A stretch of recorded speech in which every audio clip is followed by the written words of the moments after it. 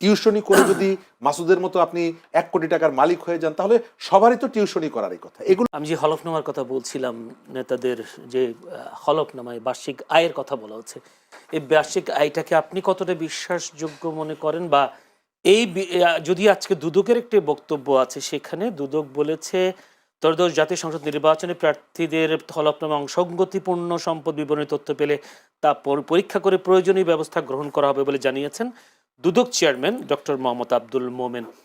ইতিপূর্বে এরকম কোনো তদন্ত করে ব্যবস্থা নিয়েছে কিনা হলফনামার বিরুদ্ধে? এক, দ্বিতীয়ত হচ্ছে এই হলফনামা কতটা বিষয়। প্রথমত দুদক এই কাজটি করবে না, কারণ দুদক তার যে মৌলিক কাজ সেখান থেকে বেরিয়ে এসে দুদক এখন পরিচালিত হচ্ছে রাজনৈতিক পারপাস সার্ভ করানোর জন্য। দ্বিতীয়ত হলো, আমাদের নেতারা রাজনৈতিক সংস্কৃতিতে কোনো পরিবর্তন আসেনি। জুলাই এসেছে, অসংখ্য মানুষের মৃত্যু এসেছে।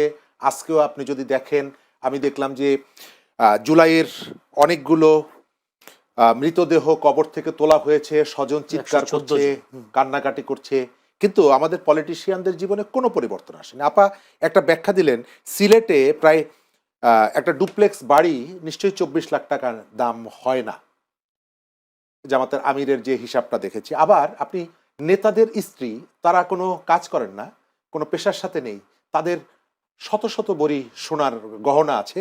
তো আমি অবাক হয়ে যাই যে গ্রামে একজন কৃষক এসে যদি দেখেন যে তার স্ত্রীর একটা কানের দুল পড়ে আছে এবং উনি জিজ্ঞেস করেন যে তুমি এটা কোথায় পেয়েছো, সদুত্তর দিতে না পারলে সংসারে অশান্তি লেগে যায়। আর আমাদের এই নেতাদের স্ত্রীদের কোনো বৈধ আয় নেই, কিন্তু এক একজনের শত শত ভরি স্বর্ণালঙ্কার আছে।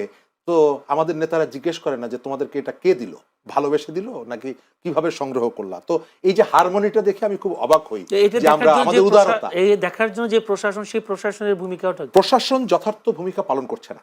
এবং শুধুমাত্র এইটা দিয়েই আপনি দেখেন যে আজ থেকে 1 বছর আগে যে ছাত্র নেতাটি মন্ত্রিসভা থেকে বেরিয়ে এসে বললেন যে আমার ব্যাংক অ্যাকাউন্টে মাত্র 10,000 টাকা আছে, নাহিদ ইসলামের কথা আমি বলছি, 1 বছরের মাথায় 18 লক্ষ টাকা না 20 লক্ষ টাকা, বলছে যে আমি কনসালটেন্সি করেছি, আমি টিউশনি করেছি। ঢাকা শহরে যারা টিউশনি করে কতটা কষ্ট করে তাদেরকে চলতে হয় আমরা এটা জানি।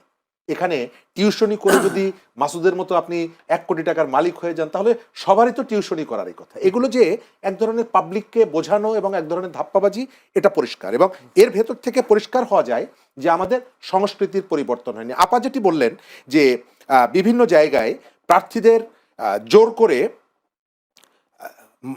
মনোনয়ন বাতিল করে দেওয়া হচ্ছে।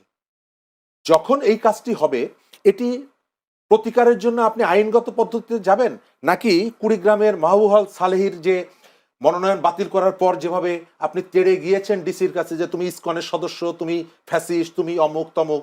তো আপনি যখন মেজর আখতারুজ্জামান 24-এর ইলেকশনে, শেখ হাসিনার আমিডামির নির্বাচনে, ওই ইলেকশনে অংশগ্রহণ করে জুলাইয়ের অভ্যুত্থানের সময় প্রকাশ্যে টেলিভিশনে বক্তৃতা করে বলেছে যে যারা আন্দোলন করছে এরা সবাই রাজাকার, এই ব্যক্তিগত 1 বছর অনবরত বলেছে হাসিনাকে আটকে রাখতে পারবেন না, তিনি এসে লিডারশিপ গ্রহণ করবে।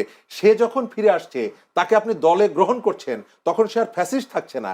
কিন্তু কুড়িগ্রামের ডিসি ফ্যাসিস্টের সহযোগী হয়ে যাচ্ছে, ইসকনের সদস্য হয়ে যাচ্ছে।